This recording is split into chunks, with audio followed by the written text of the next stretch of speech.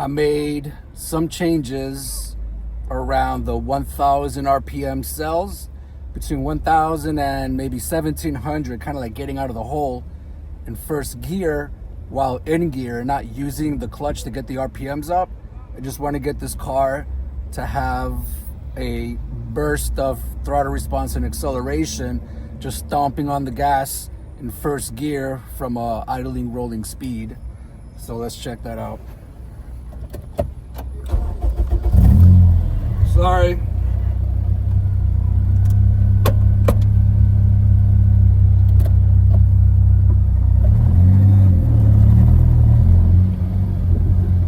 Automatically, I have to give it less gas to get going, which is good, because I'm never gonna be in this vicinity in a higher gear, so it's safe.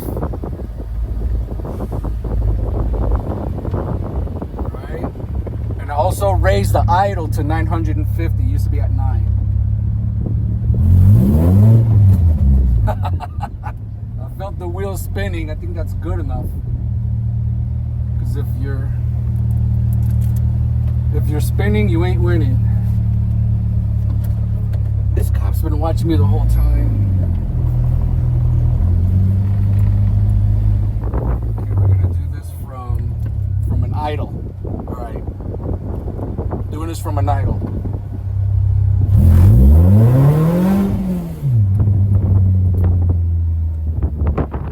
I like it.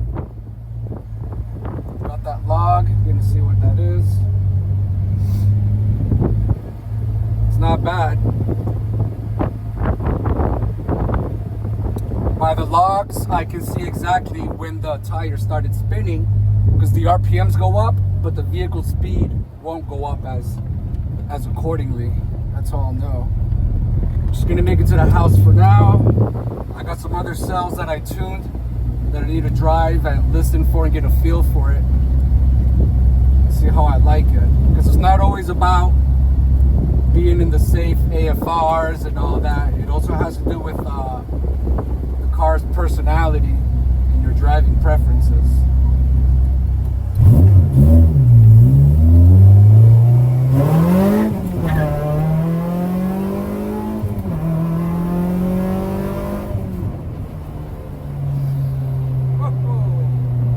Now we're talking. So I had a lot of room for ignition still. I added ignition to both tables.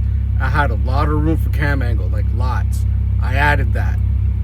With that comes a little bit of fuel. I had room for that too. Some areas I didn't have knock, but I was coming close. Like it was removing 3%, 3 degrees of knock. Some areas I added a little bit of fuel where the numerical values and the 2D and 3D graphs looked like they had little kinks in it, and the kink was right where either the rich or the lean spot was, or a close call to knock. Like, I attended to all those things. I had spent the last 2 weeks working on the low fuel table with the low ignition, and recently I've been working on cam angles and adding fuel and whatever. And I just got VTEC. I figured it out last night, but I'm driving it today with VTEC. Everything is working. This is like the fourth iteration of me altering the fuel table that I have that's been working for me. And every time I make a revision, I save it as, and I make a new one in case I don't like it, or maybe I need a reference to see what it used to be. I can go look at my old tune, and I can look at the old previous data logs, and I can make comparisons so that I know if my judgment is good or not. But after I've done as much as I can do, and I've filled as many cells as I can within the fuel tables, I'm gonna eventually need to go to a dyno, because to really fine tune it and get into the crevices where there's little kinks, and sometimes it doesn't look like a kink, but it could be better, because sometimes just smoothing something out doesn't work, because it might affect other values near that vicinity. And if you've been fine tuning and dialing in these cells one by one, you really don't want to change and smoothing things out.